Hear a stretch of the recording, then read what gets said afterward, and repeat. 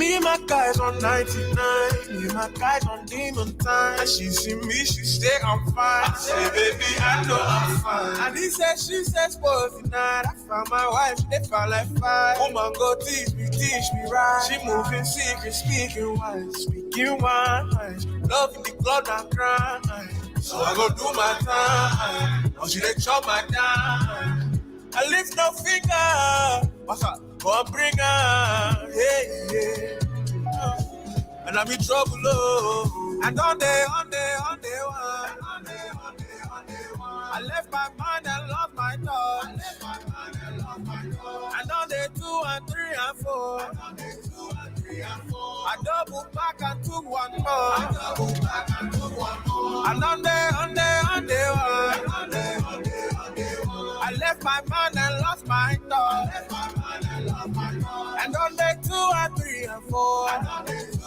I double back and took one more. Personally, I did drama king. Falling in love like I fall asleep. My guy said just stop saying something. Do not trust too deep in the Fugazi. That's for tomorrow. Tonight we ball. Tonight we vibe like we 9 feet tall. And if she step away, so you take phone call. One hand on the door, cause I trust my God. Said I trust my God. Keep it cross cause I trust my God. People can talk too much. These people don't like us. And before you run and go, tell me what I just did call. What do I wanna know? And on day 1. I left my mind and lost my thoughts. And on day 2 and 3 and 4. I double back and took one more. And on day 1. I left my mind and lost my thoughts. And on day 2 and 3 and 4. I double back and took one more. Me and my guys on 99. Me and my guys on demon time. And she see me, she say I'm fine. I say, baby, I know I'm fine. Me and my guys on 99. Me and my guys on demon time. And she see me, she We're done with it. We gonna do this shit like this for the city, man. Alright, what we doing? Put New Orleans on the fucking map. Let's do it. Throw your ones up. Alright. Just keep loving me the way you love. One time, you gotta rock your hips. Rock your hips, you gotta rock your hips. Rock your hips, you gotta rock your hips. Rock your hips, you gotta rock your hips. Rock your hips, you gotta deal with it. Deal with it, you gotta deal with it. Deal with it, you gotta deal with it. Deal with it, you gotta deal with it. Deal with it. She in love with her pussy and her attitude. I'm the nigga that she call when she in that mood. She only nasty for one nigga, ooh, that's my type. She calling me up to the club cause I fuck her right. Fuck her right, fuck her right, fuck her right, fuck her right, fuck her right, fuck her right, fuck her right, fuck her right, fuck her right. My way, so don't ask where I'm at. Cause once I hit that pussy, I'ma put you on a map. So let's see who come first. I'm in that pussy doing laps. And I know I hit it good when you make that ass clap. Make that ass clap, clap, clap, clap, clap, clap. Make that ass clap, clap, clap, clap, clap, clap. Make that ass clap, make that ass clap, make that ass clap, clap, clap, clap, clap, clap, clap, clap. She want a uptown nigga. She want a downtown nigga. She want an East Bank nigga. She want a West Bank nigga. Hello. Let me cut this music. She want a night walk nigga. Hey, that's What's going on? Selection. Well, you don't like that beat? You don't like this selection? I had to tell my audience I did not choose this music because they like, what the fuck is this listening to? Don't do me like that. Don't do me like that. It was real. He didn't want to be associated with your music, sir. I just wanted to let people know, like, I didn't pick this, y'all. So okay, fine. Next week y'all pick it. Next week y'all pick the music. Yeah, okay. Music are we gonna get flagged though? Because we might get flagged. Y'all be okay. You probably the DJ license or whatever. Yeah. I'm just saying, you chose a very raunchy piece of music, sir. Yeah, I don't know that I would have went with that, and then the bobblehead thing. I just, That was interesting. Okay. Wow. I didn't create that, so I just. She wanted you to know that it wasn't her. That's all she's saying. Mm. I just. Welcome everybody. Welcome everybody. This is the second episode of the collaboration between E Black and the Dirty Pleasure podcast show. Me and Jay Marie, we're doing this until all the way leading up until Valentine's Day. Salute to everybody in the chat. We're discussing different things like Black taboo topics. Today we're talking about preferences versus standards. No matter what we discuss, is going to be great. Please leave a like, comment, subscribe. Also, salute to Jay Marie and her channel. Here on time? Oh, yeah. Y'all was late too. This is her channel, the channel, and also Miss Polly, Willie Will. Their channel should be in the description. Please subscribe to everybody's channel. Yeah. We're gonna have fun. Now, are y'all done beating me up? Well, I mean, I thought Willie Will, he changed his name all the time though, because it was Big Will the last show, I thought it was. But y'all not gonna have y'all the little thing like he did with mine? That would have been nice. Not mine's. I'm usually known as the headmaster of the School of Savage, so yeah, I'll just leave it like that. No. Don't go off camera, Miss Polly. We got it together. I was just trying to make sure my devices were together. Your assets and your devices. Y'all don't need any of that transpiring. No, because we would probably get blocked on Facebook. So please put your assets away. I mean, Twitter might be acceptable. Right. Okay. Let me get to the yam. I'm trying to be positive and always. Let me get to the yam. But salute to everybody. Salute to the early birds. Like I said, we are definitely streaming to multiple platforms. So if you catch this on the different platforms, please, like I said, comment, like, subscribe, do the follows, do all the stuff. Salute to the early birds. What's up, Woody Johnson? Pause. Wow, that was Mark Cook is in the building. Mark. Mugen One is in the building. Ghostery is in the building. And of course, Tony Golden is in the building saying that I am darker than him. Salute to that guy. That's very important. Yeah. Okay. Nice. Yeah. Y'all ain't shit, man. Okay. Definitely support the appreciation. What you mad for? What you mean? We're supporting each other. I don't know what you're talking about. A 90s R&B singer, but I mean, Yeah. Nigga, please. but we can get started. Yeah, go ahead. Oh shit. Damn, it's already 8:20. Okay. Lord. Okay. Yeah. Oh, it's 8. Okay. My fault. Let's get started. If you Jay, go ahead, get it started then. Okay. What's going on? I'm Jay Marie. I don't know what I need to start saying actually. I was gonna go into okay, no. So today my God. You can do my show. I seen all my shit up too. So so the topic is preferences and standards. I thought you was about to show a video anyway. So I'm supposed to briefly explain the difference between the two. I thought we was about to have a dictionary article because I can't explain the difference. So, what do y'all think? What's the difference between preference and standard? What do y'all think? I think a preference is what you personally feel is what you like. Standard is a cultural like understanding with multiple people, a group or whatever. There's a group of people in Africa who like men with big stomachs. And that's a standard of beauty. Okay, that's an interesting piece of information there. Yeah, Uh, societal standards say that certain weights and certain body types Yeah. are what's acceptable as the beauty standard, and when it comes Mhm. down to preferences, for those who, well, this is kind of goes for everyone. Everyone likes what they like, right?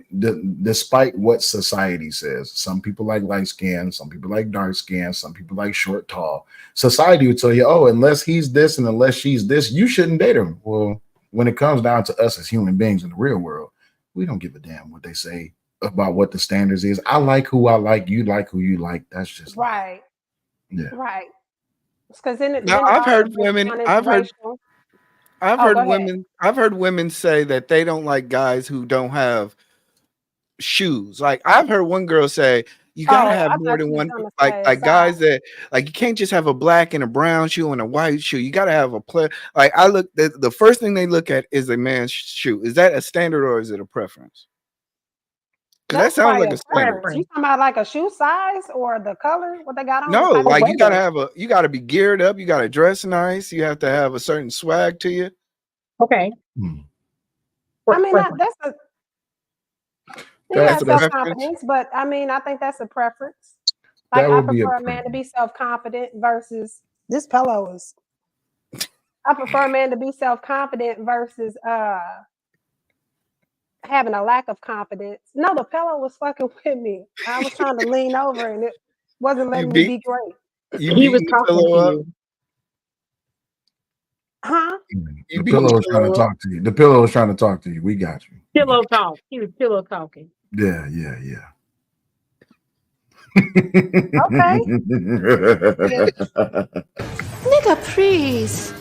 So society's okay. For if we're gonna use the shoe example, no woman should date a man unless he has at least 3 pairs of what's some very expensive like dress Jordan. shoes. Yeah, I yeah, don't know. Sorry. Oh, yeah. dress So shoes. yeah, dress shoes. Like not nothing. Not Jordans is not a standard anymore. Jordans Mm-mm. is cheap, but like unless you got, I don't know, unless you drive a certain type of car or you make a There we certain type go. of money, or that will be the standard. The preference is that, listen, I'm only speaking from what I've heard other women say. I don't give a damn what he got on. I don't give a damn what he make. At the end of the day, is he a good man? That would be a preference. Despite how he carries himself, and is he a good man? That's a preference. Now, aesthetically, that's kind of something that it would correlate to. Status. Society says, oh, Miss Polly, you dating a man that's 300 pounds. Oh, girl, you ain't shit. That mean you ain't gonna be shit and he ain't shit. It's just like, who gives There a we damn go. what your We got society says? somebody in the comment who knows about some standards. Oh, Stacey yeah, Adams. yeah. Stacey Adams is, yeah. Do we still wear Stacey Adams? Is No, Stacey Adams I was even in business? no. gonna say You got to pull it I together. don't That was it. That know was the it. shoe. Maybe somebody on my Facebook can help me. I don't know a shoe for No, I'm not into shoes snakeskin. to that degree. I Okay. mean, you talking about, I don't know. I don't know about that. Because That I lady think was special. But the I think size of the shoe matters, right? Does the let's size of the shoe matter? Does it matter? I don't know. Well, we digressing. This ain't the. I'm Yeah, let's sorry, get Eve, this back ain't to, the. well, that's a standard. What A size role? is a standard or a preference. Yes, a size would be a standard, right? Because if you say, I only date men who wear a size 13, No, right? that's a preference. That's a preference. That's That not would a be standard. well, if society says that no woman should be dating a man that's under a size 13, would that be a standard or a preference? Well, society said it. Then they. I guess you. I don't know It because would be a standard. that Mhm. sounds silly that the society would say that, but I mean, I guess no. When men have you know. standards, they'll say, I only date women who wear less than a size 10. Yeah. Is that I What? think Yeah. Shoe that's a or you preference. talking about dress size? Okay. Fit. Dress Yeah. dress You size. talking about dress Yeah. size? Oh, Oh, okay. I'm I'm about like to say Yeah. shoe. shoe size. Damn, I done lost. What's wrong Yeah. with a size? What's wrong with a woman with a size foot 10 foot? What's wrong with that? I'm saying I'm above that. So Oh, okay, cool. You above a size 10? yes, ma'am. Yeah. Huh? Okay. She On the shoes? Did On you your see shoe her size? face? She said, "You above size 10." On your shoe size? Sis. Yes, ma'am. I'm very unstandard when it comes to that. We'll just. Okay. So if you ever have to kick somebody in their chest, it's like a real kick. Like, it will be a real kick. All right, cool. It would be understood after I did it. What? Did you just say this was Sparta? He just said this was Sparta. You see, I got my partner here talking wild. Like the 300 movie from 300, like I done kick somebody into a dungeon hole. That's messed up. This is Sparta! That was Miss Polly. You though. Yeah. You. Are we the same height? Because that is not standard, but okay. I digress. So, but I do believe fashion does have a way of challenging or perpetuating certain beauty standards upon individuals. Let's just be honest, you know, especially within our Black culture, women love, like if I came out with some XJ900s or some really whack shoes, like penny loafers, you know, certain women look at you as a weirdo. Penny loafers are associated with Haitians. Anybody who's Haitian, I'm sorry, I'm just saying.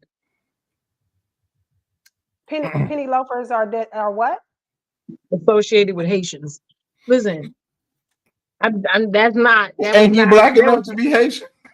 It's okay. I just say that I'm associated. You see, laugh because you know what I'm talking about. They are. I don't know. Okay. Oh. Well, the thing about like when in the dating marketplace, like, okay, I know quite a few people. They wear Walmart clothes and they be out here just pulling people left and right. The brand name that you wear or the amount that you spend on your clothing should not determine where you fit in a dating marketplace. But unfortunately, I agree. In some divisions of Black culture, it's kind of required. It's like you can't even, like, if you a guy and you go to the club or something like that and you got on Walmart clothes, you're not gonna get the attention that the guy who just came from the Al Hassan show or he just came from the Nike outlet or something like that. You see what I'm saying?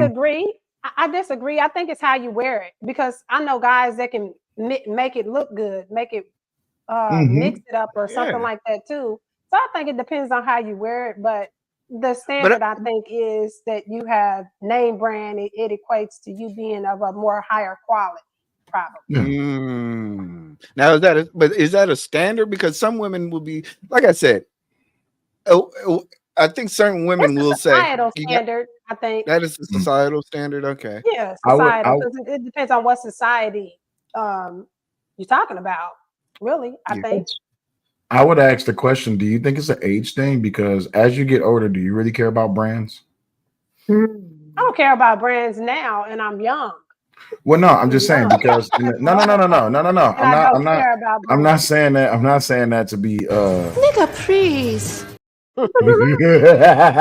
I'm not saying that to be directed, but I can remember, even the younger guys who I talk to these days. Oh man, I gotta get this, man. I gotta get this. I gotta get this outfit. I gotta get this shirt. I gotta get these shoes. It's just like, bruh, you about to go blow your mind. Oh man, ain't nobody gonna holler at me. Ain't nobody gonna recognize me as a real man unless I'm dripped. That's the term that they use these days. Yeah. Unless I'm dripped, it's just like associated with men. I think it's the opposite for women. I think men, when they're younger, they want to have all the shoes, blah blah, and be blinging and all that. For women, I think we buy cheaper clothes, you know, like they do, like buy cheaper clothes or skimpy or whatever. When we get older, we appreciate we need a good bra. Okay. There's no more Walmart bras. Okay? To be sturdy. We need to hold and support. We don't need hold all that up. Okay. We need all of that together. Supports it, right? I mean, but even in that sense, like I think that, like, even in the scope of standard and preference, it's almost like as you get older, it's like necessity. It's just like I can't wear this type of clothing or this, this pricey amount of clothing because it doesn't really suit or necessarily add or take away from what you know what I'm saying? But when you're younger, you want to be flashy. You want to get out there, show your bling, show your nice shoes and your expensive shirt. You want to look good, right? Right. Oh, wait, can I ask a question? For Black people, is it a standard to have beards? Say it again. Hold on one second, you guys. Hold on one second. Okay. Shout out to Raw B Privilege, $10 says, shout out to the panel. Pretty long feet matter.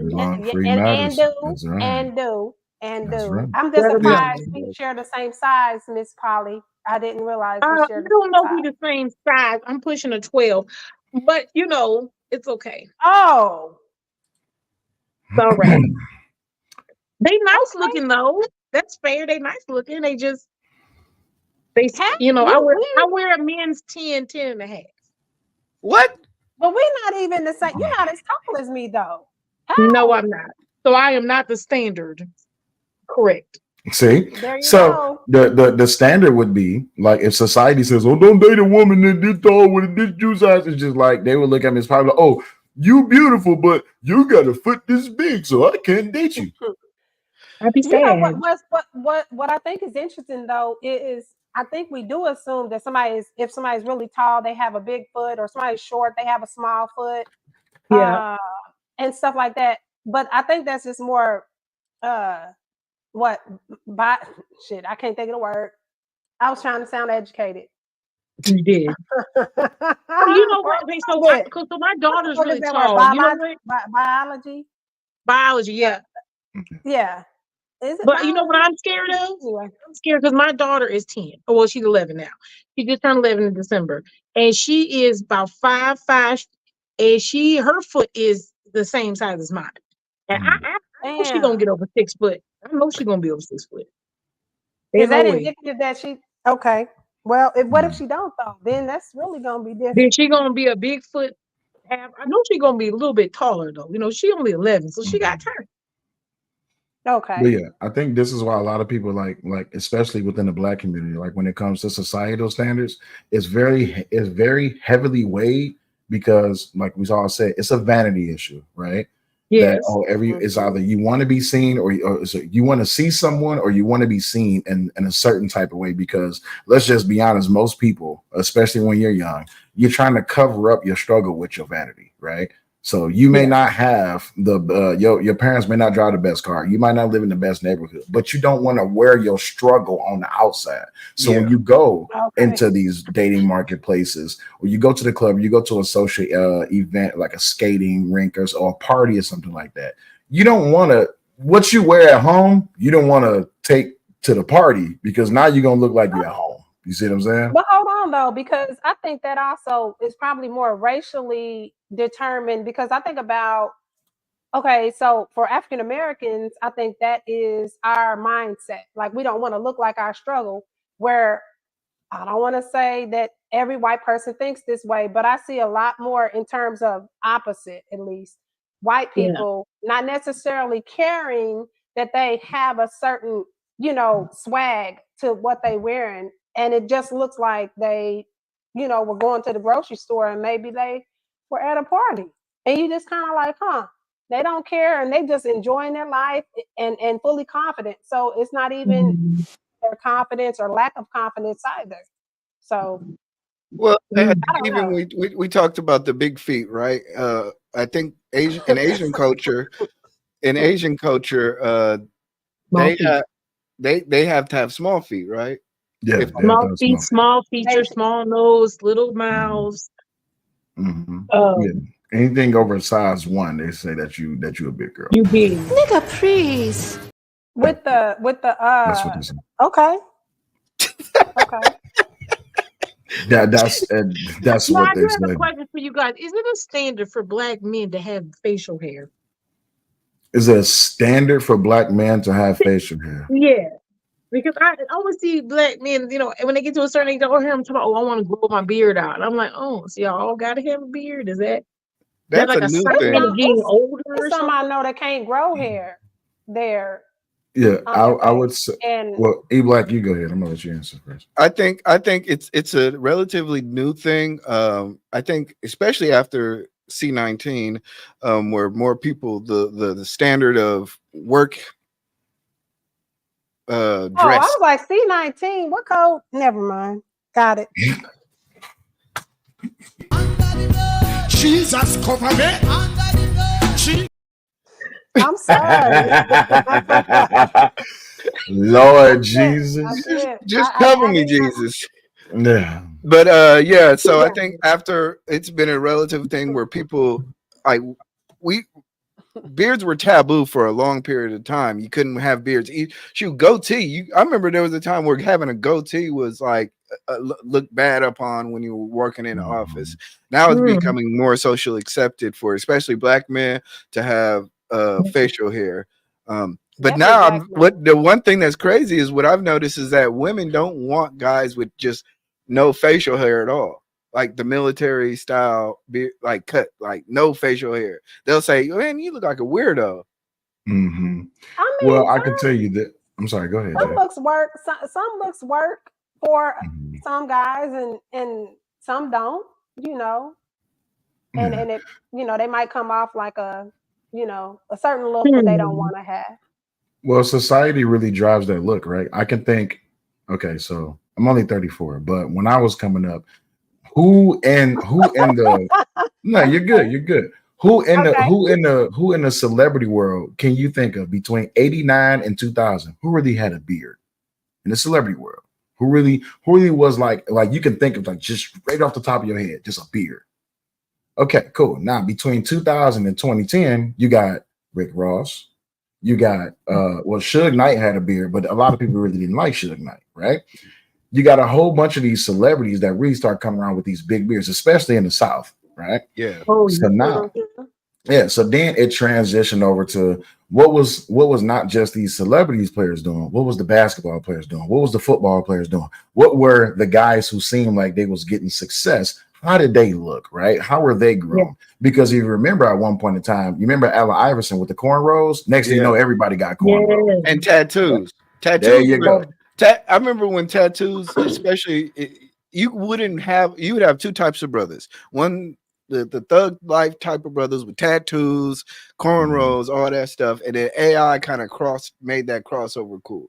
Then next thing you know, everybody has cornrows. Next thing you know, everybody's wearing gold teeth. But some looks in society, just because of the celebrities do it, don't mean that it work. Because Jordan had a bald head, but then everybody didn't get no bald head.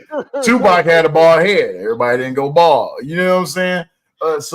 But then like it's all in what works. Because I can remember at one point in time, dudes used to wear extra long tees and they used to sag their pants down to their knees. You see what I'm saying? All the way. They used to wear the white tee. Yeah, the white tees, the extra long white tees go down to their knees, and then they ain't got no belts on. Yeah, you remember they was wearing capris and dresses. Don't be playing. Right. So now, how those looks and how those standards have changed, especially within the dating market, because as those young girls start getting older, they start looking at dudes as like, I'm tired of you Negroes walking around here with your pants all the way down to your ankles. And then now, so this may be a very unpopular opinion that I'm about to have, but I'm sorry, but it's just the truth. Women kind of push that narrative when it comes to how men dress in society, right? Because if y'all honestly say, I don't like when men wear this, I don't like when men do this, right? I had a girl once tell me, I don't like when men sag because that lets me know that they easily accessible to any other woman. I was like, damn, I ain't never heard it said like that before, right? Now, when I was in the military, of course, and I had parents who was in the military, it was always belt around your motherfucking waist so you're getting your ass beat. So I've never been a part of that sag culture. But then now I look at 2010 to 2020. Wait a minute, where's dudes getting all these damn skinny jeans from? What the hell is going on? Yeah. Because remember, during that time, yoga pants broke out for girls real deep. Every girl had on yoga pants. So society kind of changed how people started dressing. In the Black community, yeah, y'all still wear y'all sundresses, which are very nice, by the way. Let me just be the first to say, sundresses are very beautiful. Y'all wear y'all sundresses, y'all wear y'all kinky twists, y'all Tazillions, y'all got y'all box braids. I got daughters, so I gotta know about these things. But society can't come and tell y'all as Black women, oh, as a Black woman, you shouldn't hear your. If you trying to start a riot. Okay, so the preference now for guys is, oh, I like girls with natural hair. I like girls with weave. I like girls with wigs. So it's a human based, it's an individualistic based thing. It's not really, society can say whatever they want. The standard can be whatever y'all want it to be. I'm still gonna like who I like. Mm-hmm. The one thing I want to add to that is, if you are able to keep up with, say, the standard, you know, I remember, you know, having a juice fade, you know, like, and 3 cuts in your eyebrow. You know, Sorry. you know, I was able Hey, to you're gonna keep have to on, find that. You got to find that picture, bro. We need He to see it. definitely Like, got these. man. I'm like, Yeah, boy, yeah. okay. I looked like straight up juice. I looked like 2 juice. You know what I mean? Oh was you my Especially, walking God. around with a spray can? Oh my yeah. God. Oh, and then you got to remember, dark skinned men were in style in the 90s. Yep, sure was. Lord, Sure was. Sure was. Lord. Y'all. Yeah, y'all. Nigga, please. Mm-hmm. I don't Yeah, think y'all y'all was went out winning of things. style, but I Now, mean, maybe that just went more towards the Nah, preference side of we things. were in style. We had Wesley Snipes killing the game, and yeah. based on those standards, it helped me out. I was like, man, Now, you dark skin like Wesley. I love me a chocolate man. It made my not self everything is. esteem real good. Yeah, not everything is champagne poppy. And if you ain't built like Beyonce, we don't want you. Okay. So see how society says crazy stuff. But you know, That's true. Let me ask you a question about that because you're talking about the standards. I find it remarkable right now that the standard is to basically look like the Coke bottle, not naturally, not naturally. Right. The standard is to be plastic, unfortunately. So like now it's funny to me to see like these women didn't exist. As many times you see videos and all this, women are not naturally built like this. Like they are not built like this. So it's like then people who want to be regular and not put plastic on, they're competing with women who are basically pretending that it's natural. And that is not. And then what makes it worse is that the women from out of countries, they're like, oh, those women are so beautiful in those other countries. Sometimes I laugh because a lot of times our women go there to get cheap things done. They're getting it done there too. So those women who are out of country, y'all say are so beautiful. A lot of them got the same thing done. They are cheaper and they don't have to follow any guidelines medically.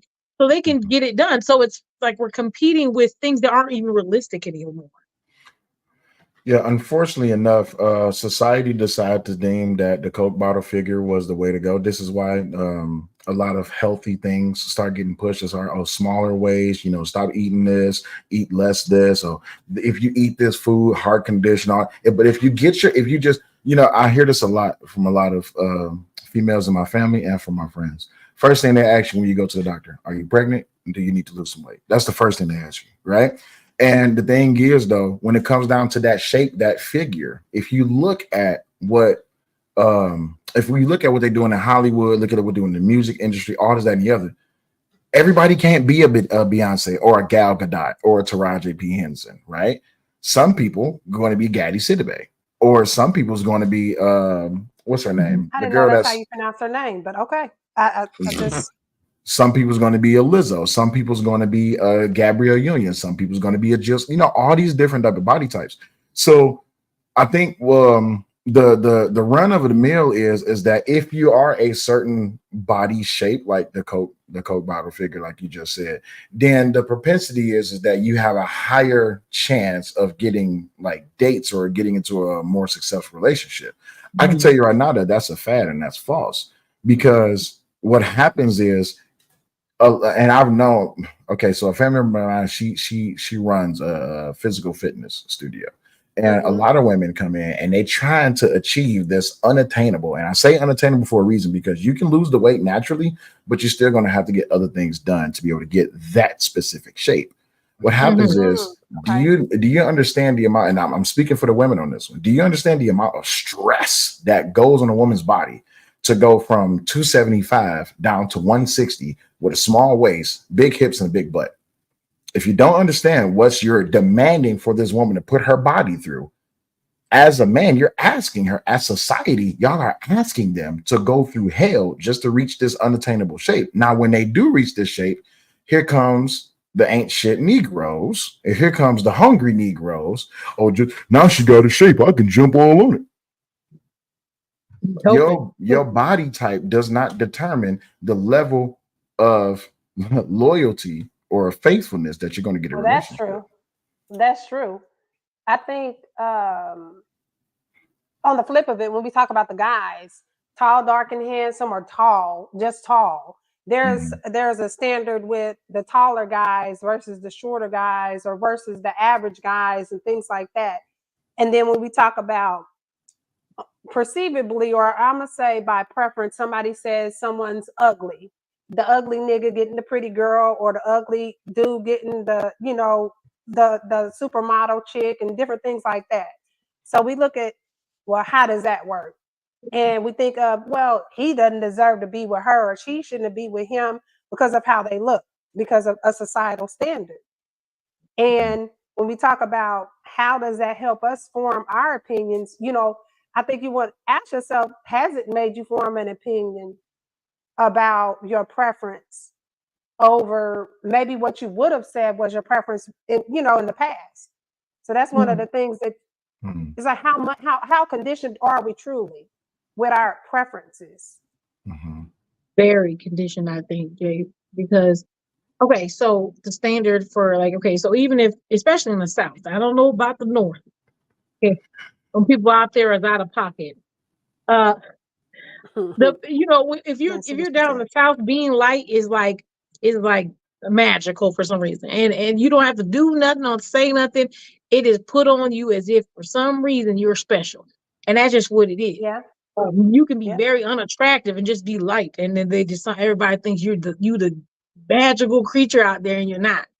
And then you have also down there, you have it where, like you said, there's been times where I've had friends who are obviously darker than me, and they'll be like, "Oh, well, they're just talking to you because you're lighter or something," and you're just like, "Dang, like, can somebody just? I don't even know if anybody really likes me anymore because I can't tell. Yeah. You don't know that kind of standard And like that." And we talk about colorism, I don't want to get into that, but no, we're gonna get into that because that plays a part in it too, where the lighter we are, the more successful, or the more hoes we got in the inbox, or the whatever, you know, it's just perceived that the lighter complexion, oh, you must have niggas at your feet, or oh, you have this certain look. It gotta be this and that. And you like, I'm over here trying to figure out, I ain't gonna throw myself under the bus, but I be trying to figure out stuff. Yeah. Sometimes Does it affect light-skinned guys are hoes. Light-skinned guys, they just hoes. I just want y'all to know. Does it affect your self-esteem though? Does it affect the way that you perceive yourself? Because I can see where, you know, a particular, if you're not fitting the societal norm, like for instance, I was skinny for most of my teenage life. It even included in 20. And because I didn't have that muscular build or athletic build, even though I was a damn great athlete, it affected my self-esteem because, you know, like I said, like I couldn't fit the same old muscle shirts. I wanted to wear the G Unit thing. I couldn't wear the G Unit thing. Okay. You remember the G Unit tank top? I couldn't wear that G Unit tank top. You didn't put that on? Damn. I remember. Okay. I had so many of those G Unit tank tops. I had the red, white, and blues. I had the Jamaican colors. That's because I could swell out. I could swell out to wear those G. I used to have so many. I used to go to school purposely in nothing but a black tank top, right? And then teachers will always be like, "You can't wear that. I'm covered. Yeah, I ain't out here, you know what I'm saying, like everybody else." But I mean, I get what you're saying though, because in that age group, especially like when I was in high school and stuff like that, that stuff was like I wanted to show everybody I'm big dog, right? I'm out here. I got my muscles out. I got my tank top on. I had my Timberlands because I'm a boot guy. I've never been a shoe guy, right? So everywhere I go, I was combat boots or I was Timberlands or some lugs or something like that. Like, I really care too much about like being out there. Now, coat wise, I was a Sherlin Al Wassan type dude. That was me. But other than that, Sherlin and Al Wassan. Al Wassan is a Detroit thing. Al Wassan is a leather coat. Okay. Yeah, but the thing was though, that's what I like wearing that type of stuff gained me the attention, and I'm not gonna lie, it built my confidence because I would get attention from the girls, right? So, but nowadays I see dudes walking around with Temu clothes on, and they coming out the gym. These motherfuckers 6'5". You know what I'm saying? I have a friend. His name is Drex. This motherfucker is 6'8". Wear all Walmart clothes. 2% body fat, and he just looked like the most normal nerd you ever seen in your life. He's just extra muscle. It looked like somebody installed muscle onto him. has no problems getting all the attention from the females. Like me and him went out one time, and I was out there dressed to the nines, and this motherfucker just looked like he just came out the dollar store, and he just go in there and clear the party out. And I'm like, damn. So yeah, society wise, it's always going to be a double standard. The double standard is what you should have, what society wants you to have, and then to even speak about the colorism thing, that's another social stigma within our own Black community, because it's like, oh, if you dark, Black, can you relate? Because I'm a dark brother, right? So back in my younger days, I don't date dark niggas. You used to get that too. Yeah. But then you see the light-skinned square walk into the classroom. Oh, he cute. Oh my God, look at his eyes. And you just like, the fuck? You know what I mean? So it's all down to personal privilege. Eventually it comes out more than likely. I'm not gonna lie, before I start being really into the being poly and don't put boundaries on who I could care for, it's not date anybody who's light skinned. Like I would be like, oh no. They hoes that women can't stay home. They love being around. And I'm like, I don't want to be like I've never really was into light skinned guys. But nigga, please. I'm just saying, it wasn't. I'm dark. I'm team dark skin. I love them dark chocolatey men. Anyway, the whole point is that I did meet someone who's light and his fair eyes, and it's like he's just amazing. But I wouldn't have looked at him prior to me saying stop doing that. So one of those things. So was that a standard or was that a preference? You just prefer dark skinned guys, or was it like, I only date dark skinned guys? I think it was a preference, but I also think it was pushing the standard that those kind of men cause problems. Those men are not faithful. Those men are not they're prone to be negative, bad things. I mean, there was nothing positive. So, but then on the other side, when I dated, darker guys, I would be told, oh, I know all light-skinned girls are freaks, or they nasty. And I was like, wait, pause a second. Like, wait a minute. And then now I'm getting treated the same way. So let me get to the yam. That's where the whole red bone term come from. It's like, ooh, she red bone. I know she nasty. It's like, let me get to the yam. Period. That hurt my feelings. I think for me, but I want to say because of the way that I was raised early on, I didn't have a specific preference when it came to dark versus light. I knew though that I liked dark-skinned men over light-skinned men, but I didn't discriminate. It was then it became like their personality and just different things as I got older.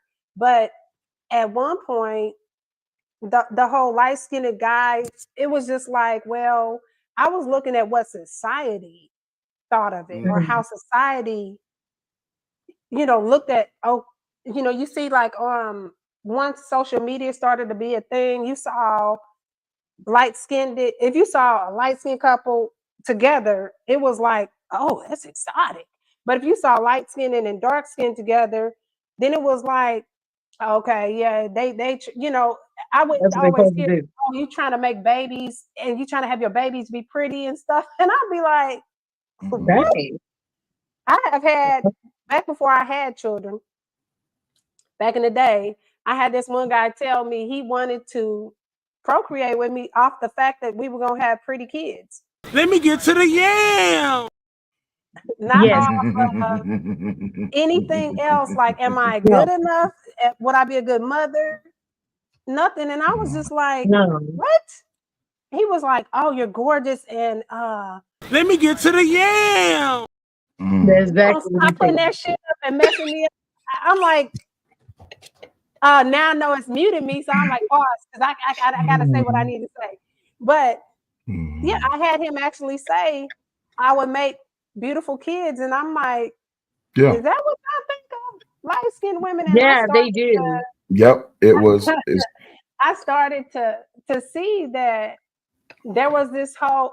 I think it was how people were treating me. That's when I started to see the preference issue, or the preference of colors, or you know what I mean, like that, because you don't know until you start getting treated a certain way. Yeah, the colorism is real, and like you said, it does cause you to have like problems with your oh gosh, what was it? Your self-esteem because you Yeah, don't sure. Oh know. yeah, I would say ethnicity, but you can have a problem with that too. That's a different kind of level of Yeah. fuckery. But it does, because then it's like the other part of it is this, and I'm gonna ask Miss Polly, because even though I'm lighter than her, probably much, even with the lights on, but you're still light complected, right? So did you find yourself as a woman when you're around darker skinned women trying to downplay your sexy or trying to downplay yourself so you didn't seem like you were shining on anybody or trying to Right. spotlight yourself and all that? I did that a large part of my life when I was among a lot of women that were darker than me, because I would always get that, oh, he talking to you because of how you look, or you light Yeah. skinned, You didn't even or do your hair is this anything. way. Like, I I've can't had some. change, you know, Yeah, none of It's that. bad. it definitely plays a part. I'm sorry, Miss Polly, was you about to say something?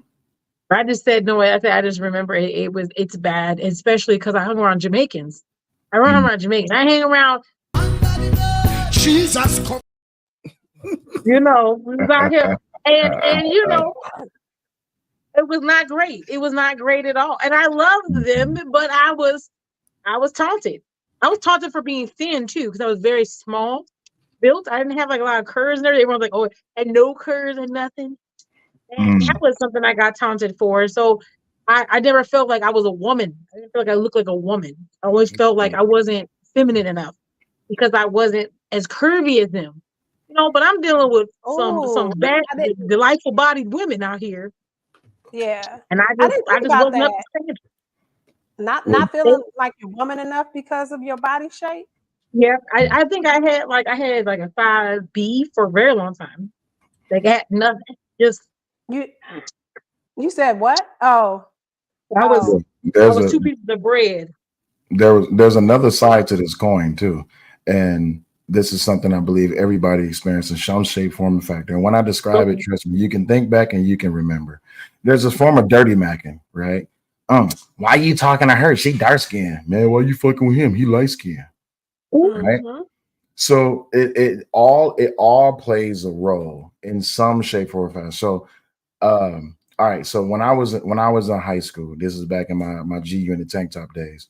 I used to always wear a do-rag, tank top, some faded jeans, and some black bows, or I wear some black Air Force Ones. Did People you I have a used big to always necklace? Yeah, people used to always say I look like a thug, right? So as y'all was just sitting here talking, I went and I found that fucking picture off my Facebook page. And I Oh was God. looking back at the picture, and I'm just like, damn, I do like a little rowdy little motherfucker. But when it You came did. down to the dating scene, like I would go to parties like that. When it came down to the dating scene, like dudes used to dirty mac on me. Like, man, why you fucking with that nigga just because he got muscles in, man? I don't give a fuck about him. Girl, look at me. Look what I got. It's like if you ever seen Rick and Morty, that TV show, it's like, hey, look at me. I'm Mr. Meeseeks. That's how these niggas was, right? It's like I'm pretty, so look at me. It's just like, and even in today's, like, and I see it. I don't know if y'all how much TV y'all watch. I try not to watch too much TV, but one of my old employees, she used to watch. It's like a more hood ghetto version of Bad Girls Club and Love and Hip Hop. But I used to watch these girls fight each other, and when they would go out to the clubs, like dudes would be out there trying to hit on them, and another girl would come up. Don't talk to that black bitch. I'm light skinned. I'm prettier than her, and I'm just like, damn. So Oh wow. then we move into this whole new dynamic, especially after C19, where now society is pushing this whole thing about inclusivity. And that has opened up a whole. Inclusivity. Isn't that the word? I I'm like sorry. making up, I like making up words. I You listen, do. I You listen, Web, seasoned the I English don't language. I forgot. I forgot. yeah, I Yes, don't you need do. I don't need Webster. Webster is just a guy who makes suggestions. I take the Nigga, words and I build please. upon top of them. Okay. Hey, so let's You move make this me conversation. Let's move this conversation towards the types of preferences. What about we? I think we kind of brushed across it a little bit, but I want to kind of give you a meme that I seen. I seen this meme, Mhm. and it's weird because I think it's let's just show it. This meme. Okay. It's different. My man. Hey, my man. Come on, bro. What type of shit is that? Come on, bro. But it kind of folds across two different things: the preference of black men dating white women, also the black men saving white women. No, you better black be men clear. saving white women, but also white women's preference for black men. Okay. Also low self-esteem. And it's tax time, so we're looking. Our standards get lowered. I was trying to see where you were going with it, because here's the thing. I mean, I understand that meme is meant to be a caricature of all things that aren't right, but there's now a standard of what is right versus what's wrong. What if that man actually loved that woman? What if she's actually like, his best friend and all that kind of stuff, but it looks like he's saving her?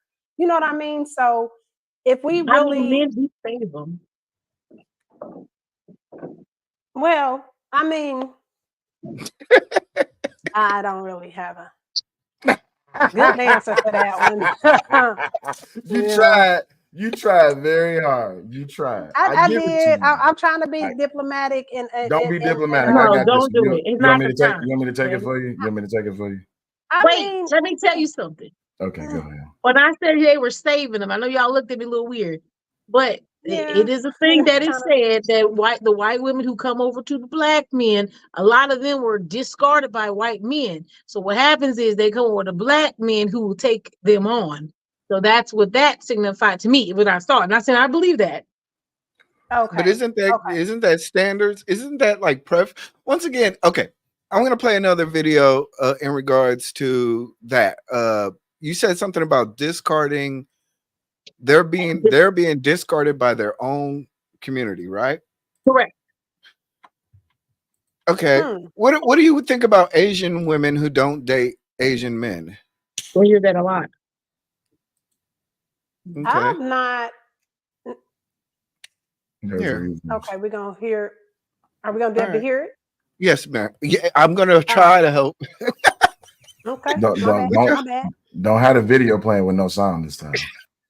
I was trying to make sure we was good and solid. Nigga, please. Don't get mad at me.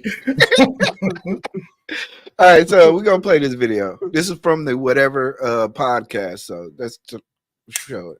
One race you ladies wouldn't date. Asian. Huh?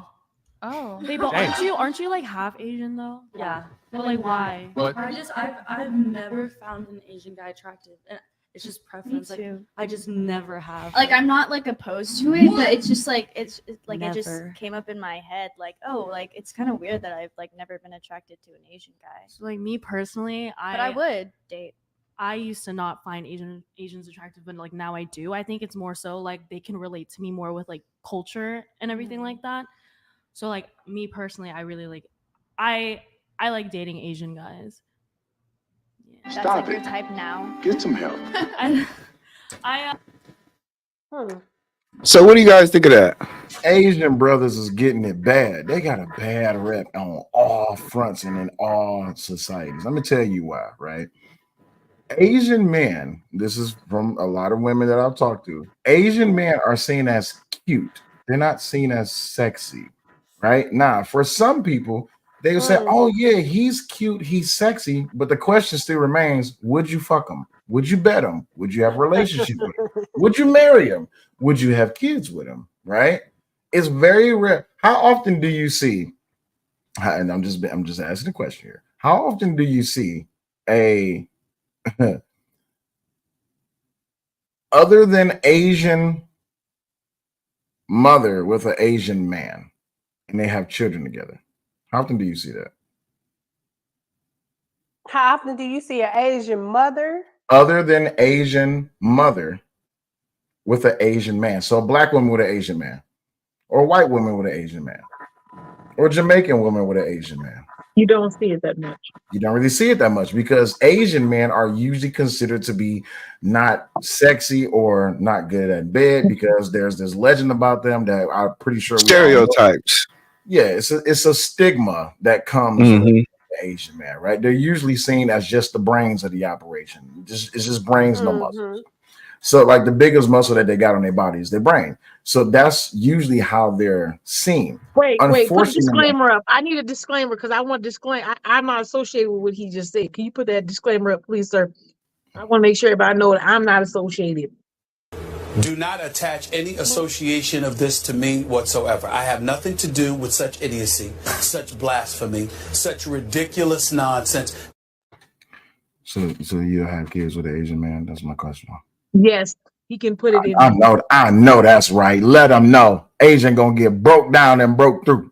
Nigga, please.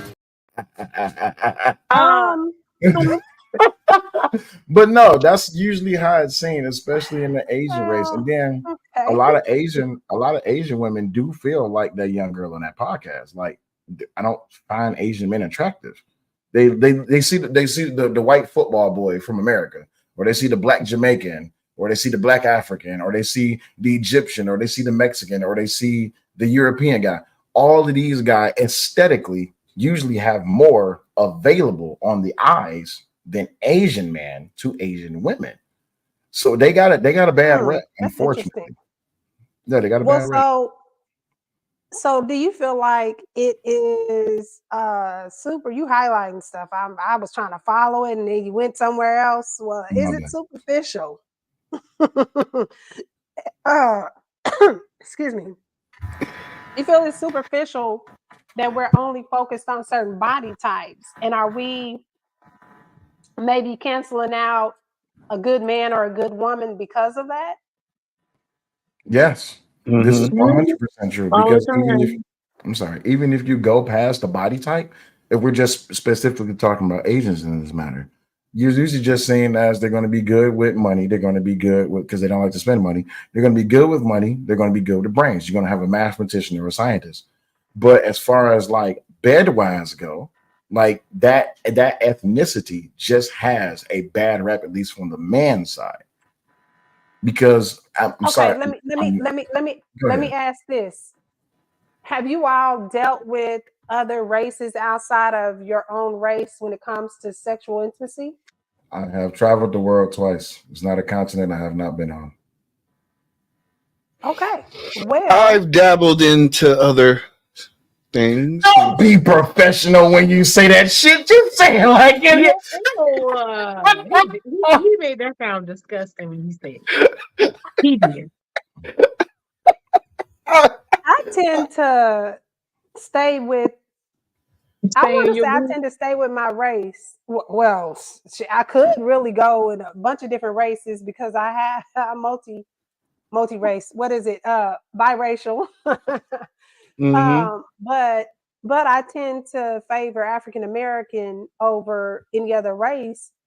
And I was trying to be a little politically correct there, but I do tend to favor African American over other races. But it also could be because of an upbringing, a difference in upbringing. Like the girl said, she likes Asian men because of the culture, which I can understand. So much like black women, they can do that. I want to play one more video. Can I ask a question while you do that? Why do black men get shocked? I'm sorry, that's unfortunate. Why do black men get shocked when you say that you've been with who would you be when somebody else who isn't black? They get so scared. Can you change the verbiage? Wait a minute. What did you say? What did you say? I couldn't. You said shocked or shocked? Shocked. SHOCK. Okay. Okay. Shocked. I thought you said shocked. I was like, whoa, what are we doing with this one? I apologize. I'm sorry. My country accent must be out of pocket today. Yeah, we didn't hear the T in that. We didn't hear. I'm sorry. I didn't hear the C or the K or the E or the D. That's what I meant to say. Yeah. That's what I meant to say. I'm sorry. I heard the T. I heard the T, and I'm just like, wait a minute. I thought we was talking about preferences and standards, not stigmatism or statistics. What? Like I started dating people, and I was talking to people. I was like, oh, I'll talk to this person, and they'd be like, you would talk to that guy, and I was like, yeah, what's wrong with it? They're like, oh, because he's not black. I was like, I didn't think that. Now, what was the question? I just want to make sure we heard the question. Why do black men get shocked? Yeah, why? What's the shock about black women not want to just? Why are they surprised? Let's say surprised because it sounds like you're saying shocked, sis. Okay. All right. I think this is gonna kind of lead into that. So let me play it, okay? Okay. Watching is utterly upset that I'm not dating a black man. Let me just give you a little bit of my dating history. I'm 27 years old, and in my 27 years of life, I've dated 1.5 black men. If you don't understand that, ask someone in the comment section to explain it to you. 3 Filipinos, and ready for the finale, about 8 whopping white boys. Most of them being pretty nerdy, thin, and slightly awkward. Weird, huh? But that's what my body decides to be attracted to. Now, I'm sure you're wondering, why is your black male dating count just so low? I know I didn't collect them all like some women do. Sorry. But let me take a minute to explain. It just so happened that in the area that I was living, that the white and Filipino population was very high. And the black population was very tiny. And quite frankly, the 2 that were there didn't treat me up to par. I just kind of got lucky because I'm attracted to awkward white boys and skater boy Filipinos. I know, that's so weird. Now, that doesn't mean that every single non-black man has treated me just perfectly. There's a reason why it didn't work out with all the other guys. But just like that doesn't mean that every black guy didn't treat me well. I just didn't connect with them. Me dating a white guy does not mean that I think black men are ugly, horrible providers, or horrible people. And if me dating a white man makes you feel these things about yourself, then you have some deep-rooted insecurity issues that have absolutely nothing to do with me and everything to do with you. So what? So continue. So continue. Continue with your question. I am constitutionally offended. Why did she say 1.5 black guys? Like, what is going on? That's a mix. One was mixed. That was, no. I'm constitutionally offended. Yeah, my feelings are offended. Let me say this though. You can't be when she clarified what as she went into, I'd say elaborate. Because at first I was like the dumb bitch, but then as she elaborated, I started to understand. I'm just saying, I was really kind of, siding with what the fuck is wrong with her. But I'm clarifying because as she elaborated, it made sense. She's talking about the area of where she lived. Mm-hmm. The population is a certain ethnicity. So, you think about it. Just like Zyrex is saying, I'm hoping I'm pronouncing the name right. Yeah, location. And so and I'm not saying there's nothing wrong with dating other races at all. I'm multiple races, but what I am saying is based on the population that you're in or the location where you're at. You could have a whole bunch of white people there. I don't know what he's counting. She said 27. She said 27 years old. 8. And she dated 8 plus 3 plus 2. It was 1.5. Okay. No, he can't. So she had a few in the same year, is what we're getting at. Yeah, but that's, I think the reason I'm counting is because I'm focusing in on the point that she made, that where she grew up at that's what was available in her environment. And I think that's a lot of what happens to a lot of people. If we're talking about preferences and standards, you was only subject to what you was around. So that's that's true. She was only, and that's why I said, yeah, go ahead. And that's why I said but that's what that was the point I was getting at. Will, is that it's the location she's in that is what she's exposed to. Like when I think about my upbringing was African American. I wasn't around a mix of, different types, and at least I didn't know about them entirely. But it was mostly African American, so that was what I was exposed to. And even though I went to school with a mixed, diverse group of kids and things like that, there was still a preference that had already formed. So, I see. I will say I lived in Cocoa Beach for a lot of times. That was not there. So I said I would. Clarify what you mean that was not there. What do you mean? Like there wasn't a lot of colored people on in Cocoa Beach Okay. who actually lived there. There was a few because they lived near the Air Force Base, and then they would be traveling, so you wouldn't have the same friends for a long period of time. But yeah, mostly everyone's Caucasian. On beachside, all that stuff. But I didn't really date until later, like so when I got like a little bit older, and then I was in middle school, and then I saw black men, and I was like, oh my god. What is that? So it changed. It changed your preference. Let me get to the yam. Showed you a few things. Okay. Yeah, mostly I just here, wanted mostly somebody here, to give me a hug. mostly here in Detroit. Unless you went to college or you went like outside of the city to like one of the surrounding cities, or like west or north or something like that, especially Upper Peninsula. You really mostly ran into Black and Arabic and Hmong. So that's like, we had very few white people when I was coming up, but I think within the last, I'll give it 15 years. Within the last 15 years, we really had an influx of more white people into the city. Now, it doesn't necessarily have to be inner city, because even on the outskirts, like deep east side, deep west side, Grand River, Gratiot, something like that, you're getting more white people, and you're getting other races, especially Arab and Palestinian, especially out of Dearborn, where all of these people are getting integrated into our like urban school systems.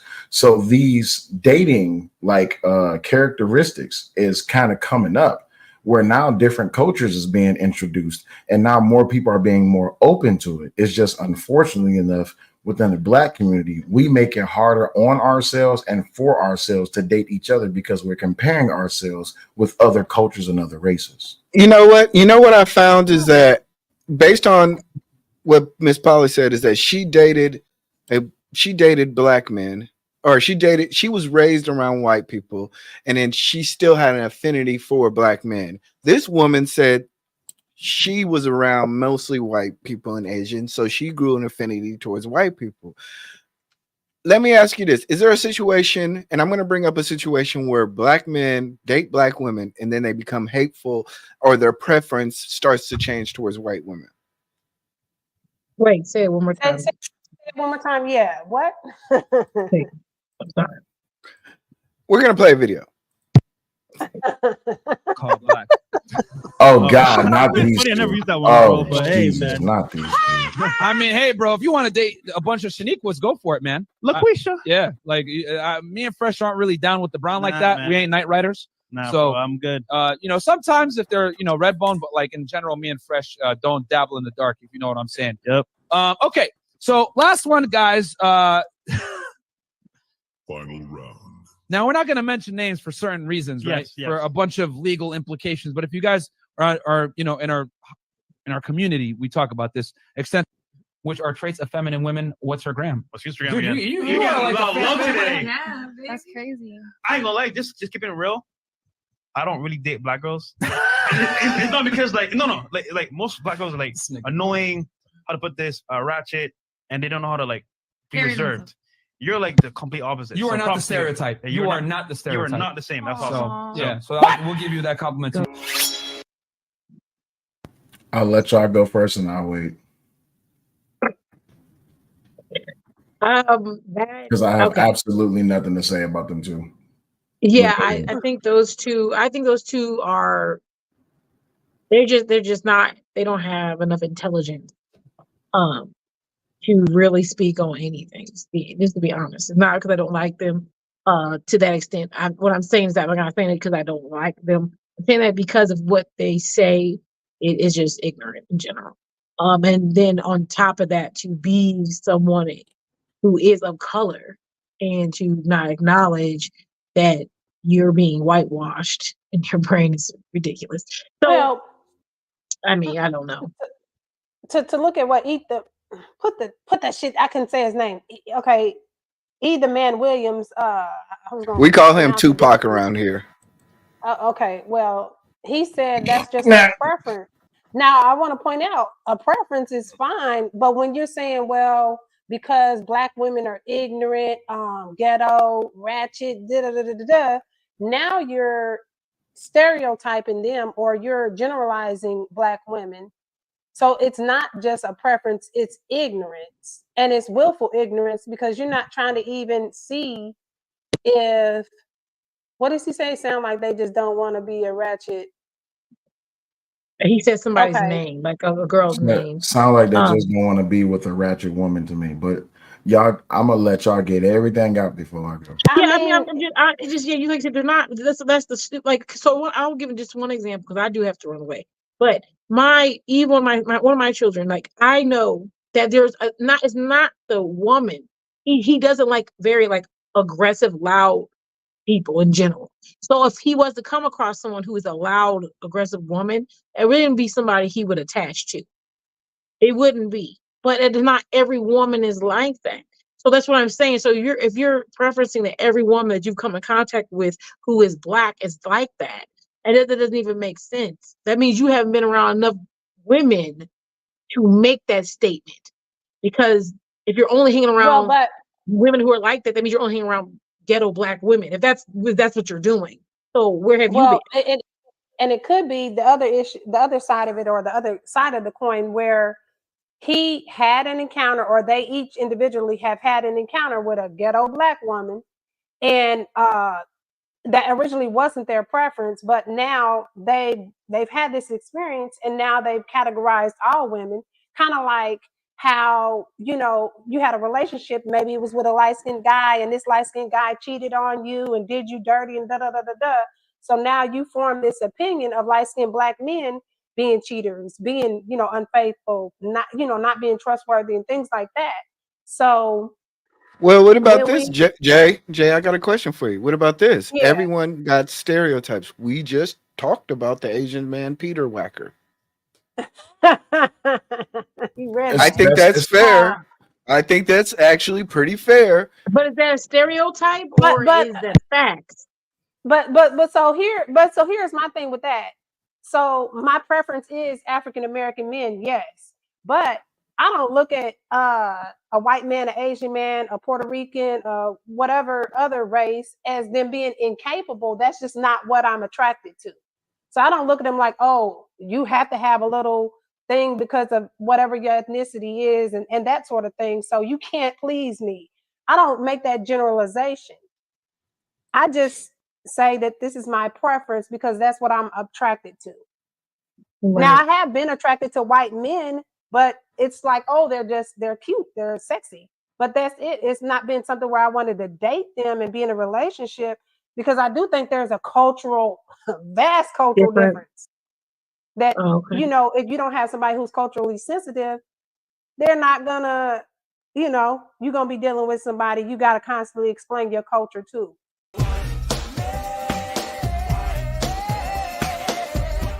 Oh God. And then, but I will say this, and I didn't mean to say whitewash. That was incorrect. I was just flustered because I was frustrated. But at the end of the day, you have to also know that if you're saying that, it's because you've had a bad experience. If you don't want ratchet women, don't date ratchet women. You can't go out into a situation where you're going to the hood or certain places and you're like, oh, every Black woman's this way. Like, so you haven't dated any other woman outside of that realm? That's you. You did that. I don't know what to tell you. I don't know. It's weird. Okay, I'm gonna let you tell me something real quick in your sexy voice, and I'm gonna run away. Okay. Exactly, because he's got the midnight love voice.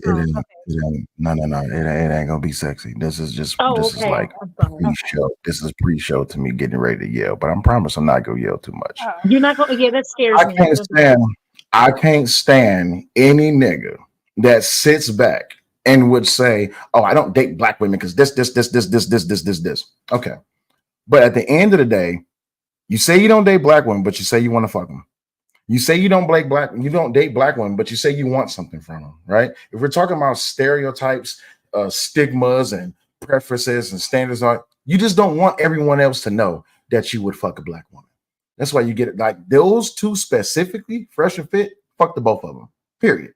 Because of the simple fact that y'all sit up here and y'all say all this negative shit about Black women, and y'all got all of these motherfucking incels and all these dudes to run around and sit behind and grab your balls and massage the shaft and stroke the tip and stroke your little ego to say, oh, yeah, we don't like Black women either. You know how many dudes I've caught up on multiple occasions. Oh, I don't like women. I don't like black women because of this. I understand that you're regurgitating a talking point that everyone else has used due to their personal experience, though it may have been anecdotal. You want to turn it into a blanket truth. But here's the thing, though: every black woman ain't the same. Because you, as a black man, would say that, oh, all black women are ratchet. Okay, what about your mama? What about your grandma? What about your sister? What about your daughter? But at the end of the day, most of these dudes will say, these are the same dudes that say, oh, I don't like black, excuse my language, no disrespect, ladies. I don't like black bitches. These are the same dudes that say, I don't like fat bitches. And what end up happening? Let me see your phone, bro. Why you sending her a text message at 2:30 in the morning talking about what you doing? Why you sending that famous 3-letter text message? You see what I'm saying? Stop putting on this fake front facade that you want everyone to look at you as the black messiah because you're getting up here to say excited shit such as, oh, fuck all black women. When in truth, motherfucker, you know good and hell well, your ass will be dating black women. Because if every race of woman really looked at you as a black hair, here's a math problem. I want to help y'all break this down, right?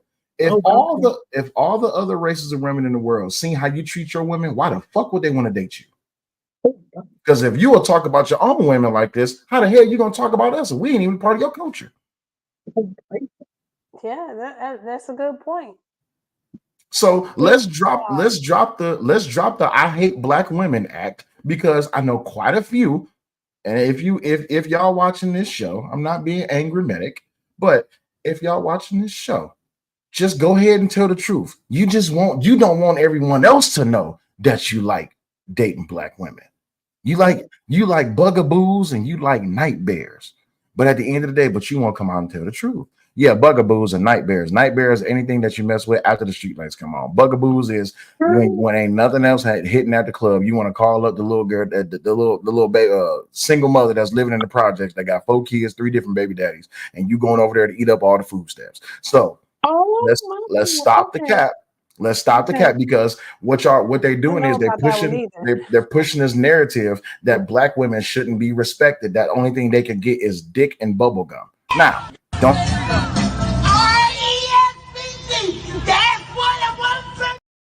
Now, don't get me wrong. The question was asked, who is the attribute of ratchet correlated to? And I understand, since we're talking about standards and we're talking about preferences, when you look in the entertainment industry, who is mostly bigging themselves up and being ratchet? Yeah. Unfortunately, it's hard to defend this point when black women in the entertainment energy. Excuse me, I'm just quoting the lyrics from a song. My pussy pink and my booty hole brown. What the fuck do we need to know that for? That's not associated with me. Once again, please disclaimer. Please. Disclaimer. That's not. Do not attach any association of this to me whatsoever. I have nothing to do with such idiocy, such blasphemy. So my thing is this. Every black woman ain't ratchet. Every white woman ain't coy. Every Asian man ain't got a little dick. That's fine. People, if you stop assigning these unearthly stigmas to people and just accept people for who they are, you will find that people are actually great. But you know what happens way too often? Before you can get that opportunity to even accept them for who they are, they judge you for who you are. Oh, Jay Marie, she light skinned and thin. I don't want to fuck with her. Ooh, look at this Polly. She a thick brown skin. I don't want to fuck with her. Ooh, look at that nigga E Black. He dark as the motherfucker. Ooh, look at Will. Oh, he black as hell too. He always wearing hats. That's always matching his shirts. That nigga got like 50 hats. Say what you want. You just I don't throw need yourself under the bus. I don't listen. They say that I'm a clout chaser. I don't. They say wait, I'm you're a crotches? A crotches? Clout chaser. And then I'm yeah. I don't. The thing is, since we're talking about the standards and preferences thing, I think this comment that I'm about to say totally boils all of this down. Who gives a fuck what society says? Like what you like, go after what you like. Because no matter what no one else says, you the one that got to lay down with that person at night. You the one that you got to grow old with this person. And if you have children with this person, oh yeah, baby, you in that thing. Well, let me point out what y'all know. I got to run away. I apologize. Yeah. We I have to run away. I have another obligation. But I hope y'all continue your conversation and I can. Nigga, please. And you can rewatch it. Okay, because you I'll have be some watching folks in the who dark tend thinking to. about E Black and Uh-huh. Will and Jay. Okay. Okay. She ain't gonna be in the dark. She ain't gonna be in the dark. We already know she ain't gonna be in the dark. I know I like the lights on. That's how I like it. I like to see it all. My God. Just trying to get to the I was trying to yams. understand. I was trying to understand where we were going with it. Yeah, because I don't want to forget my point though, because I know. Okay, I believe. Okay, I'm going. Go ahead. Okay, so I wanted to bring back up dude's comment. I can't. One y'all call Tupac or whatever. You talking about two turtle? Okay, well, him, but the stereotypes are normal. And he said, y'all just need to get out your feelings about him. And then he said another comment about the fact that we do, we are making stereotypes ourselves. Like when I said specifically, I think if I dealt with a white guy, I would have to explain my culture too much for him, and that would be a problem. Now, excuse me, that doesn't, I do want to point out, yeah, that probably is an assumption, but it's an assumption based off of having some situations occur that made me form that assumption. Now, I do want to also say that just like that Asian lady, just like them dudes, whatever their names are, we form our opinions based off of our experiences. So if we're being fair, we form our preferences off of our experiences too. Because if you had a white woman, Will, that treated you like a king, and I'm talking about she did whatever you wanted to do, but she was also that balance, not just the yes woman, but she did whatever you wanted her to do. She had your back, she supported you, all that kind of stuff. Would you be with a white woman and rock out with her? You want the honest answer to this question? Yeah. Okay, cool. What's your honest answer? The honest answer is there was someone, and there is someone like that in my life, but we both understand the concept that we neither one of us want a relationship with each other. Now, does she keep cold beer? Yes. Can I come to her house and get hot food? Yes. Am I met at the door on knees? Yes. Can I get anything and everything that I want? Yes. Is there the concept of a relationship that's wanted? No. But that's the thing, though. Hold on. Back you up. asked me to be honest. Her at the door. You met her at the door on your knees, or she met you at the door on her knees. I come into her house and she's I was on just trying to understand what. Cold Guinness. You know that's my favorite beer. But my thing is this though, right? That is a communication. Sorry, E Black. She asked, and I'm just saying. I didn't. I wanted to. The people needed to understand what he was on his knees for, or what was happening. I mean, like, I digress. Okay, I'm not gonna get too wild. I'm gonna be good this time. I'm gonna try. You said you were. You said you were. But no, but yeah, that's a dynamic that like me and her have had for years. But we both fully understand that there's not a relationship there. Neither one of us want a relationship, and even still, like it's kind of like almost reduced down to a friendship because like currently right now I'm talking to someone else. You see what I'm saying? So at the end of the day. Have I dated a white woman before? Yeah, I've dated a white woman. Like I said, I've been around the world twice on the military's pay grade, but I've dated multiple races of people. Unfortunately enough, because of cultural differences and also upbringing, those relationships didn't work out. Could they have worked out? Yes, they definitely could have worked out. But the thing is what I was willing to invest and what they were willing to invest. And neither one of us was willing to invest fully. Let me ask you this. That's a good point. Let me ask you this. Is there a way that we can like strike the balance between, say, encouraging healthy positivity between whether it's racial or even body? Because for instance, Will, you have a BBW thing fetish. Or I wouldn't even call it fetish. I'm not going to call it fetish. Is it a fetish? Okay. No, it's not a fetish. It's a preference. It's a preference. Okay. Yeah. All right. So how do we strike a balance between healthy preferences without perpetuating harmful stereotypes? For instance, even if, for instance, if they were to see you with a BBW white girl, they would say that you're perpetuating the stereotype that's in this picture, right? Mm-hmm. They would say, Yeah. oh, the only reason why you're with her is for whatever reason or to save her, rather than just your genuine preference for BBWs and possibly meeting somebody who's of a different race. What perspective is the question? Is it coming from her or is it coming from society? Society.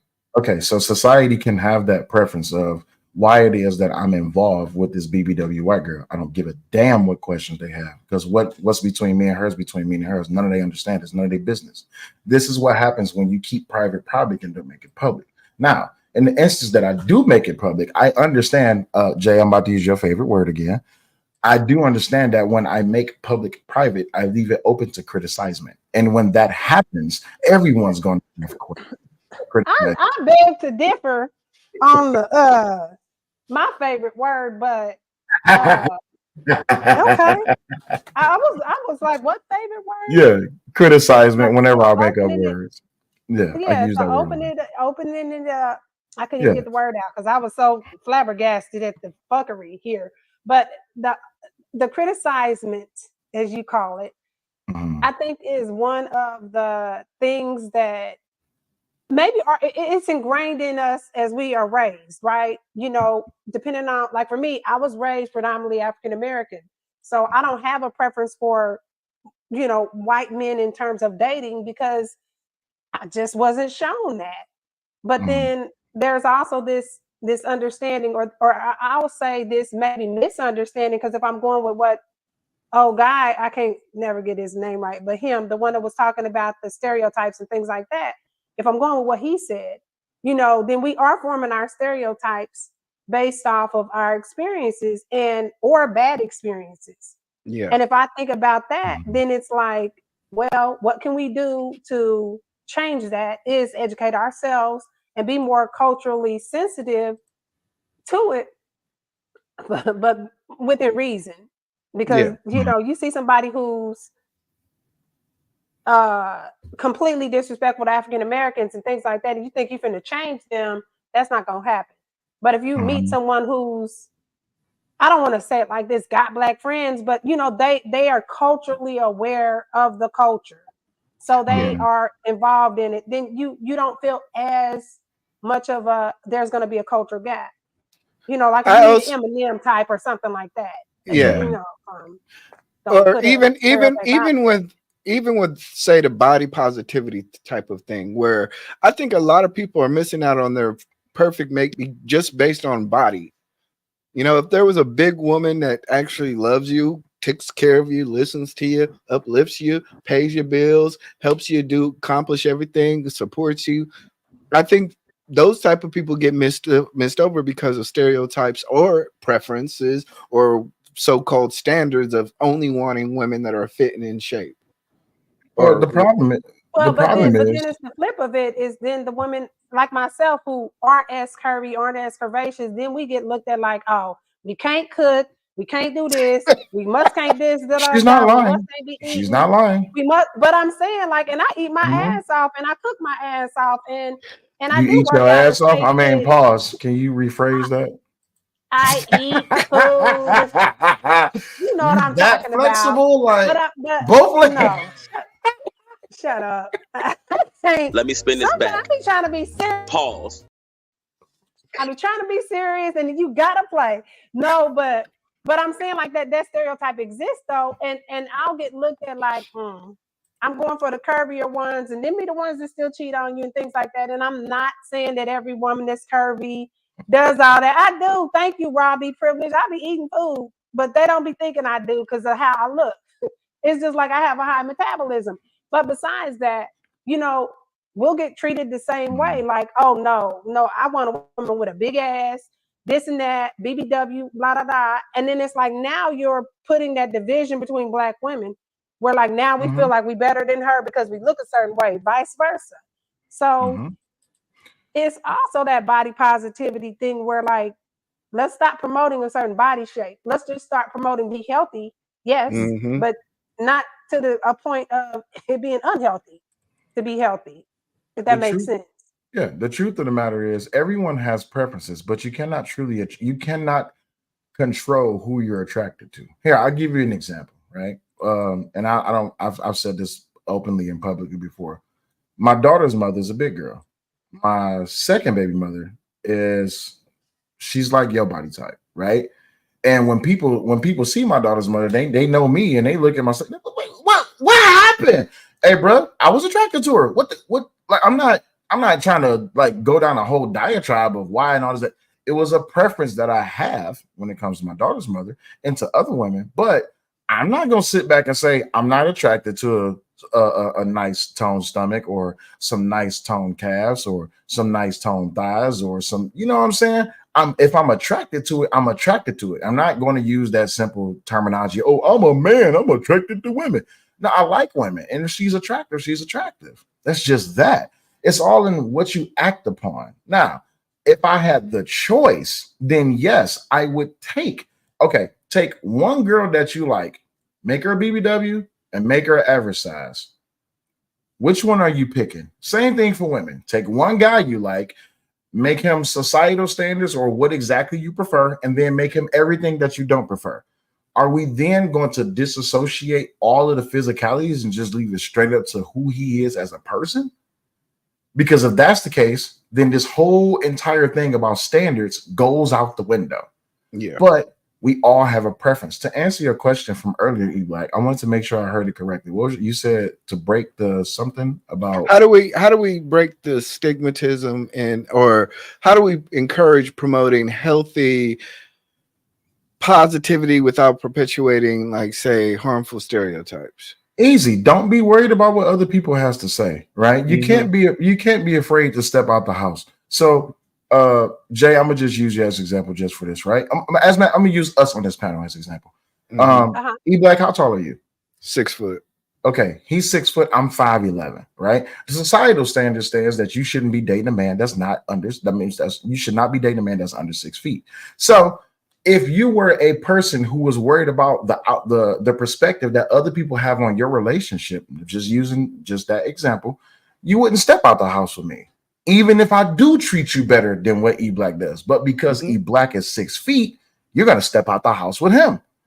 But when you get back in the house, E Black can leave the house and you're going to call me up, right? Just using that as an example. Now, the way I'm just saying. We was going good. We were doing good. I'm still going good. No, watch. No, just watch. Because watch where I'll take it.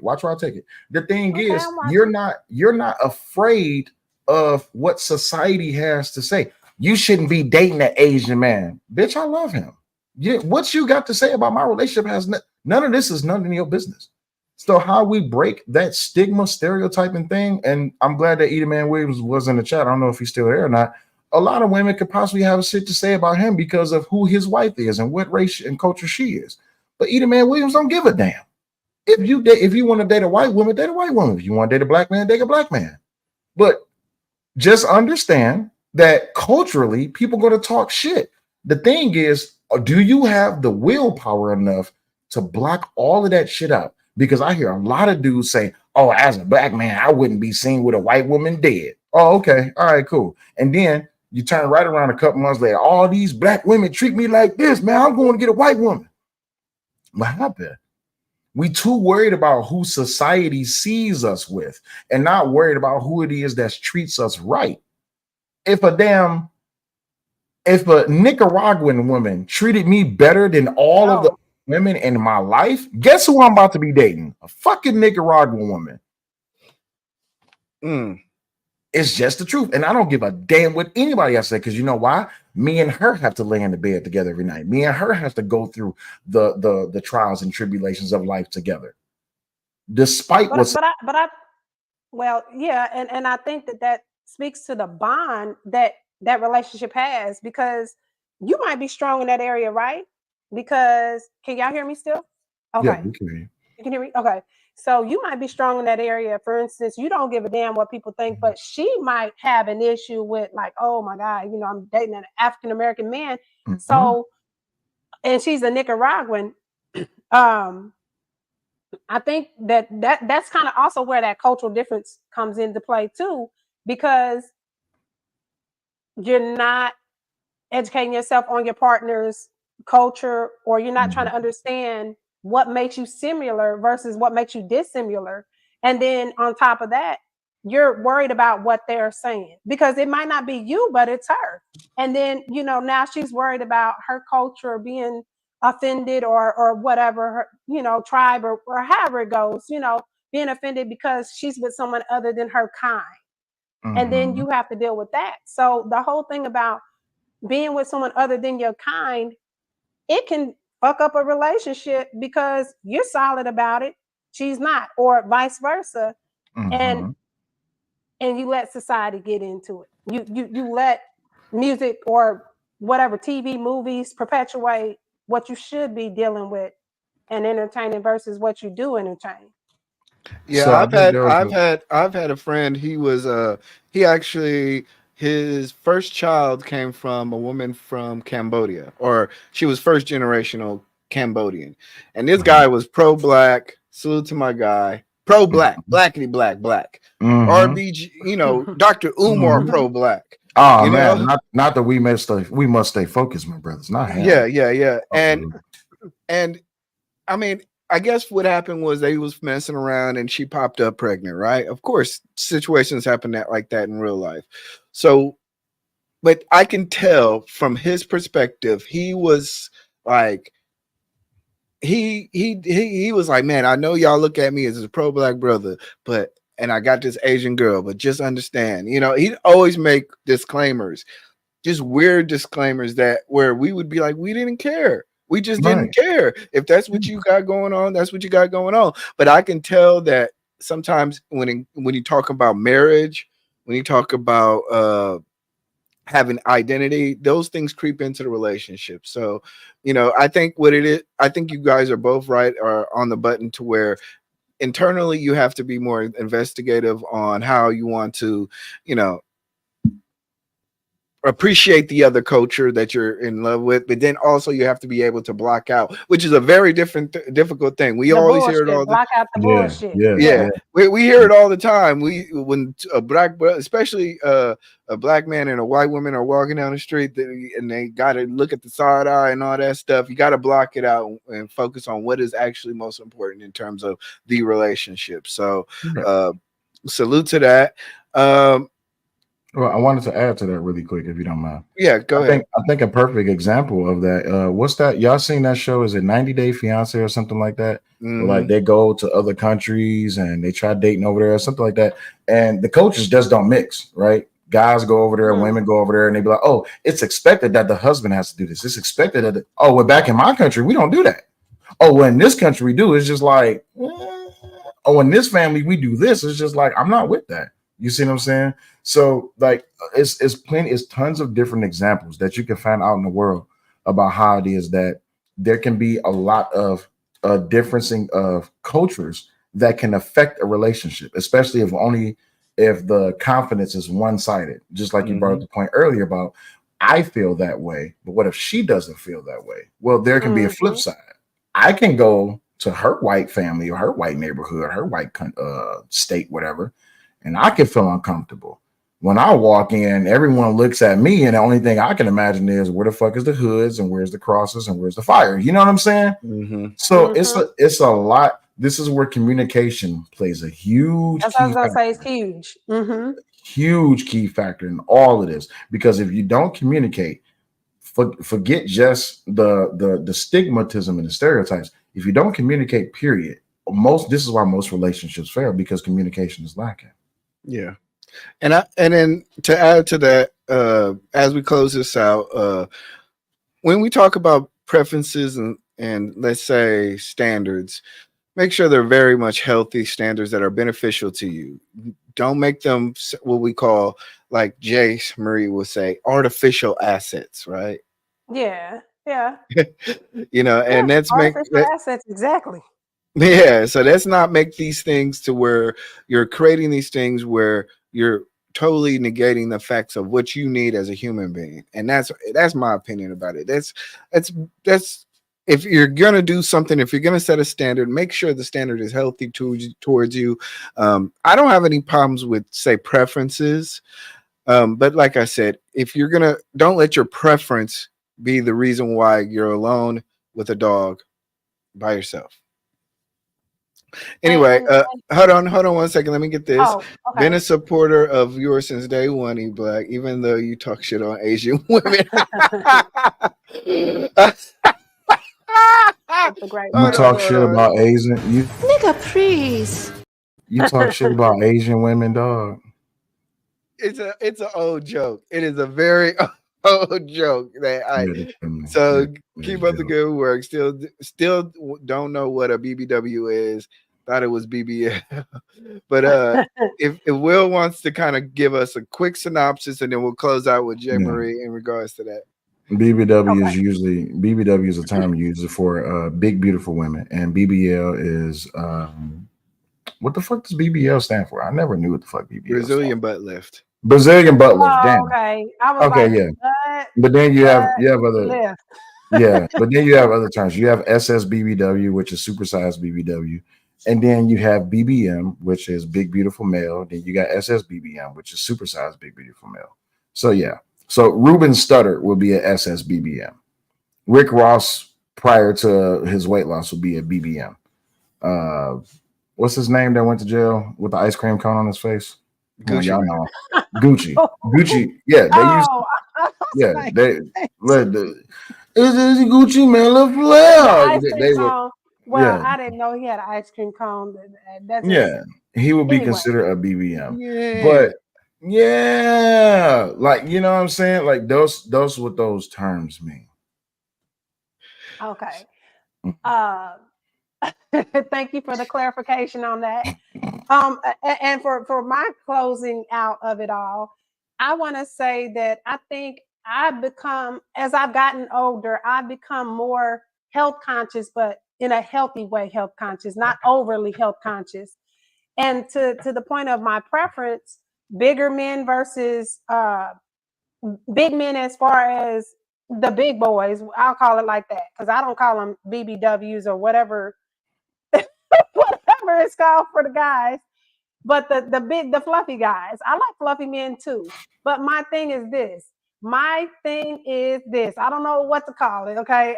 And I'm not chunky. Just call us chunky. I like big dudes. Okay, I like chunky dudes. Chunky dudes. What, are we saying? Are we saying 200 pounds and up, or 250 and up, 350? Well, because it depends on the size. I'm saying like it's a height to weight ratio for me. So we still gotta be able to do stuff in the bedroom now. But all of what I'm getting at is this. You know, I want to be able to be healthy with the person that I'm with. So if he is, like dad bods. But to the other point is, but I want us to be healthy. So you might come in being overweight and things like that. But my goal would be to encourage you to lose weight and get healthy, not to change who you are because I like skinny men or whatever, because I don't. But that's just a preference. I don't knock them and I don't try to not be with them. So my thing is, as long as we're bringing to the point of you being healthy and thinking about, well, there are health related issues when it comes to being overweight. And there's health related issues when it comes to being too skinny and not eating right and things like that. So I think that's more important ultimately. So for me, that's where I'm at in life. It's not about short, tall, big, small. It's about being healthy, or as healthy as possible. Yeah, and healthy, not just physically but mentally, right? Of course, and the mental health is thank you for saying that. Yes, huge. I'm just talking about the body part of it, but mental health is a whole another thing. I mean, you don't want people with healthy body parts. Trust me. My God. You don't want to do that can't keep it up, and you don't.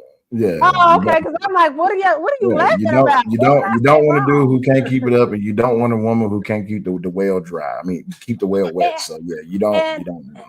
And which is why I'm saying health matters too, but mental health too, because you can have somebody fucked up and be fucking up the bedroom too, but then they be fucked up mentally. So then it's not a good situation, and you fucked up for some other shit. So yeah, that's my 2 cents. Okay, so we good. I think we covered everything. I think I kept you guys a little bit longer, but I think we Pause. Pause. No. Change that statement. Okay. Pause. Change that statement. Let me spin this back. Pause. I For think an this extended show, amount of time, No, it went over. I don't Yeah. know what to say now because I'm Don't like, use what's extended amount of time either. It's a woman on the panel, son. I think we went over the allotted time slot that we allocated for this particular subject. We went over the amount of time that we allocated. Okay. Yeah. So That's a good way to put it. But I want to salute to everybody. I really this web series is going to be great. Next week is going to be a real spicy situation conversation. Which one is that one? Did we get to? Because I was being good on this one. I was trying to be what we talking about educated next and week? all. What were we doing? I think we're talking about poly. Ooh, okay.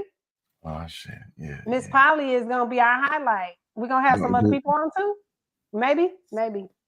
Do we have a specific color that we're gonna wear? I think we should wear red.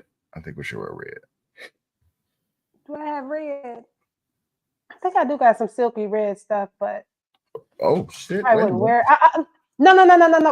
But some I probably wouldn't wear on the show. Some stuff. Oh, not on. Let this. me get to the yam. Not on this camera. On another camera. Yeah. I did. I love it. I love it. I say that. All right, so we gonna leave because I was gonna say slide out on that. No, there's nothing you. I think the best thing you can say is thank you for coming to the you show. can't even say pull out. You can't even say pull out.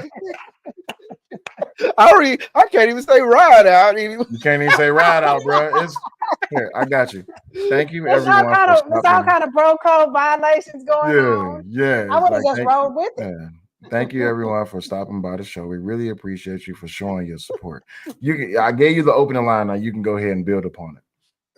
Please hit the like button. Hit the comment your favorite segment or your talking point or anything that we may have missed or you want to contribute to the conversation. Always subscribe. Once again, if you're watching this video and you got to this point, the members of this panel are in the description and possibly pinned to the comments. But if you're able to, please subscribe. Subscribe. Wait. I saw you thinking about it. He was like 10. He tried. Did you catch him? He tried. Pin. Are they paying? Pin. Anyway, so subscribe to everybody here. And now, of course, if you're watching this from eBlack TV, like it, and you're probably already. Y'all fucked me all the way up, man. Y'all Fighting for my life. Y'all killing me with this.